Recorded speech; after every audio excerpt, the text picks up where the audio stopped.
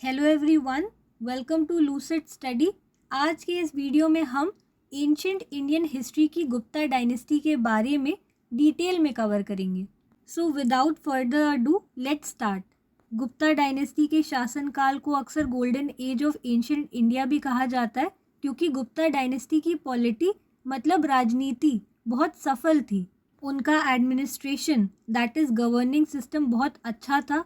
उनकी इकोनॉमी काफ़ी डेवलपिंग थी और culture, literature, science and art में भी इनका बहुत बड़ा योगदान रहा।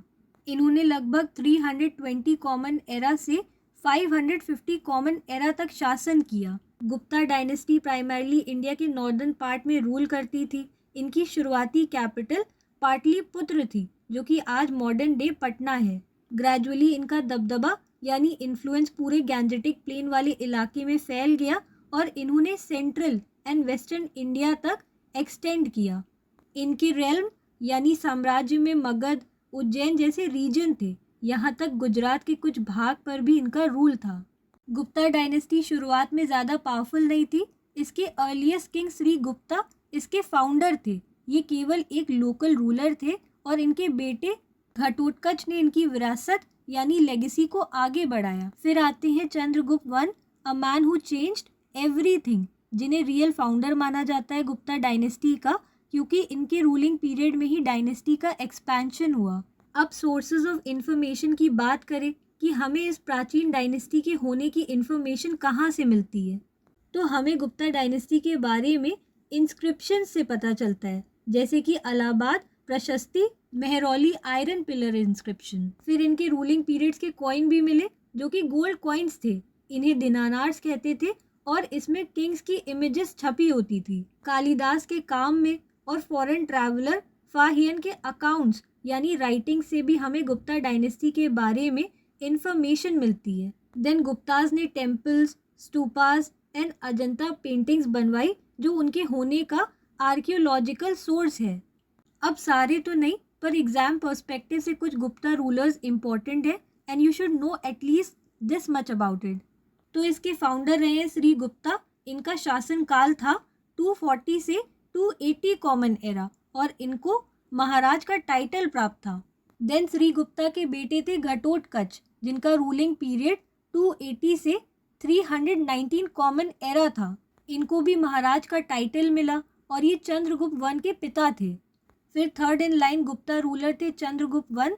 इनका शासनकाल 319 से 335 कॉमन एरा था। इन्हें गुप्ता पावर का रियल फाउंडर माना जाता है और इन्होंने खुद को महाराज अधिराज टाइटल से इंट्रोड्यूस किया, which means king of Kings. Gupta era की शुरुआत इनके शासनकाल 319 कॉमन एरा से शुरू होती है। ये बहुत ही क्लेवर एंड एम्बिशियस थे और इन्होंने पावरफुल लिचावी क्लैन की प्रिंसेस कुमारी देवी से विवाह किया और इस मैरिज से इन्होंने अपनी पॉलिटिकल पावर को स्ट्रेंथन किया and he legitimised himself as a great king. Then fourth Gupta ruler is Samudragupta, जिन्होंने 335 से 380 कॉमन एरा तक रूल किया। याद रखिएगा, इन्हें हिस्टोरियन वी.एस. स्मिथ ने नेपोलियन ऑफ इंडिया का खिताब दिया और इनके बारे में हमें हरिसेन द्वारा लिखे गए इलाहाबाद पिलर इंस्क्रिप्शन से पता चलता है। ये बहुत सारे युद्ध जीतने के लिए फेमस है। ये एक ब्रेव वॉरियर थे। इन्होंने कई सारे किंग्स को नॉर्थ इंडिया में हराया, वहीं साउथ के 12 रूलर्स को डिफीट किया, पर उनकी टेरिटरी को एनेक्स नहीं किया। उन लोगों से खुद को एम्परर लेजिटिमाइज करवाया और उनसे ट्रिब्यूट्स लिए in the form of tax and army. इन्होंने फ्रंटियर स्टेट्स मतलब गुप्ता शासन के बॉर्डर एरियाज के छोटे राजाओं और ट्राइबल रिपब्लिक्स को भी हराया। अब इनकी नीति यानी पॉलिसी की बात करें तो नॉर्थ में थी दिग्विजय और साउथ की तरफ थी धर्म विजय। दिग्विजय से अर्थ है कि यहाँ इनका डायरेक्ट रूल था, वहीं धर्म विजय का मतलब है साउथ में इन्होंने डायरेक्ट रूल इस्टेब्लिश नहीं किया, बल्कि ट्रिब्यूटरी स्टेट्स बनाए जहाँ पर सेल्फ रूल था, पर वो सब खुद को गुप्ता एम्पायर का पार्ट मानते थे और इसी को उन्होंने मॉरल लॉ यानी धर्म विजय कहा।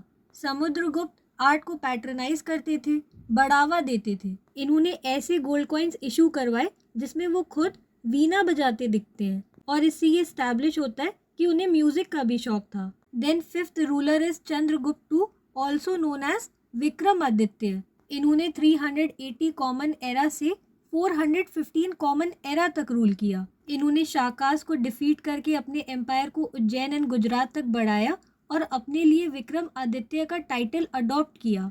इनके रूलिंग पीरियड में कल्चरल एंड इकोनॉमिक प्रॉस्पेरिटी यानी विकास हुआ। इनके कोर्ट में ही नवरत्न हुआ करते थे लाइक कालिदास एंड अमारा सिम्हा। और चाइनीज ट्रैवलर फाहियान भी इनके ही शासन काल में आया था, जिसने गुप्ता सोसाइटी के बारे में बताया। Then 6th in line ruler Kumar Gupta one थे। इन्होंने 415 कॉमन एरा से 455 कॉमन एरा तक रूल किया। इन्होंने ही नालंदा यूनिवर्सिटी को बनवाया था, जो बाद में फेमस लर्निंग सेंटर बना। और ये लॉर्ड कार्तिकेय को वर्शिप करते थे।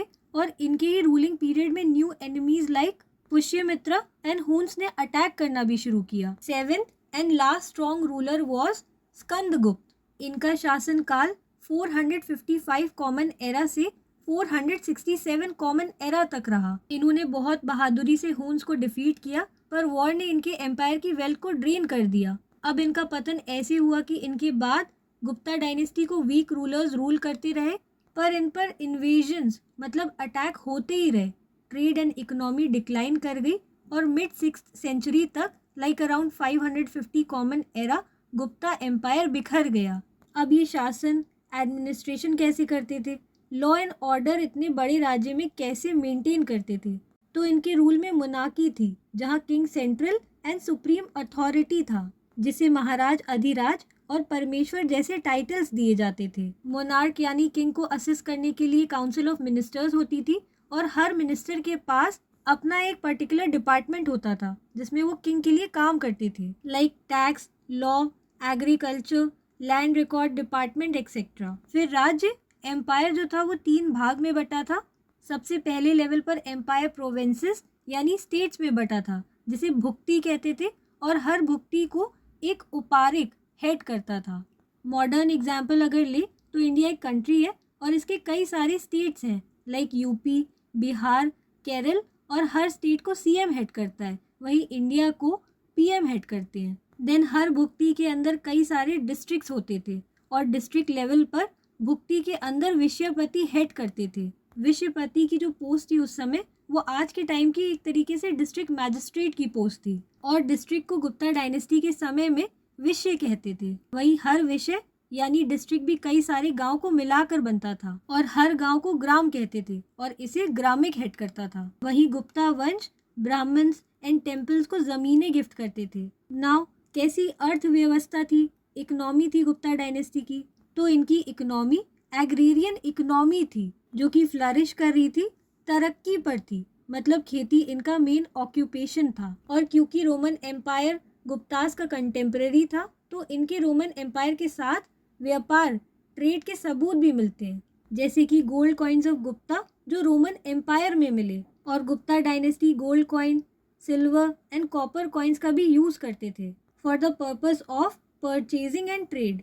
फिर इनकी सोसाइटी की अगर हम बात करें तो इनका समाज जो था वो वर्ना सिस्टम की वजह से काफ़ी ज़्यादा रिजिड हो गया, मतलब जो जिस कास्ट का था वो उसी कास्ट में शादी करता, वो ही काम कर सकता जो उसे बाय बर्थ असाइन हो, नॉट बाय स्किल्स और कैपेबिलिटीज़। शुरुआती टाइम में तो फिर भी महिलाओं की पोजीशन समाज में इतनी वीक नहीं थी, पर धीरे धीरे महिलाओं के साथ भी डिस्क्रिमिनेशन होने लगा, जिससे उनकी पोजीशन सोसाइटी में डिक्लाइन कर गई। और यहाँ सती जैसी मैल प्रैक्टिसेस आम हो गई, जिसमें पति के मरने पर पत्नी को भी उसकी चिता पर जिंदा जला दिया जाता था। गुप्तास वैष्णविज्म धर्म को फॉलो करते थे, पर इनके राज्य में बुद्धिज्म, जैनिज्म जैसे धर्म भी फ्लरिश हुए। इनकी रिलीजियस टॉलरेंस का बेस्ट एग्जाम्पल चाइनीज ट्रैवलर फाहियन है, जिसने इनके राज्य में आकर बुद्धिज्म को प्रैक्टिस किया। देन इनके एम्पायर में कई सारे प्रोमिनेंट हिस्टोरिकल फिगर्स रहे जिन्होंने लिटरेचर एंड साइंस में कंट्रीब्यूशन दिया, लाइक कालिदास जिन्होंने अभिजनना शकुंतलम, मेघदूत और रघुवंश जैसी बुक्स लिखी। वहीं अमारा सिम्हा का पॉपुलर वर्क अमरकोश है। आर्यभट्ट ने आर्यभट्टिया लिखी और वर्ल्ड को जीरो का कॉन्सेप्ट दिया, साथ में ये बात भी एस्टैब्लिश करी कि अर्थ रोटेट करती है। फिर आते हैं वराहमिहिर, इन्होंने बृहद संहिता लिखी और एस्ट्रोनॉमी एंड एस्ट्रोलॉजी में अपना योगदान दिया। Now if you talk about art and architecture, so Ajanta caves का कंस्ट्रक्शन गुप्ता पीरियड से बहुत पहले ही हो गया था, पर गुप्ताज ने वहाँ के स्कल्पचर एंड पेंटिंग्स को और ज़्यादा रिफाइन एंड इन्हांस किया।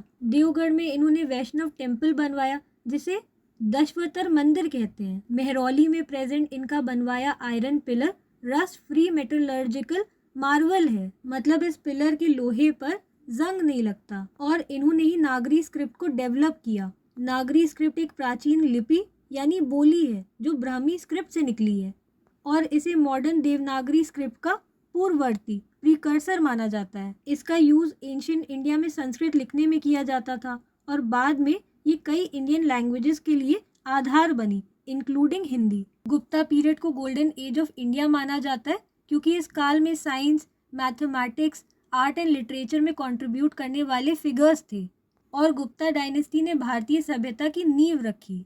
So this is it for this lecture. Here is the summary of this chapter. You can pause and read. And now here we are done with this session. I will meet you in the next slide. Till then, take care and keep learning.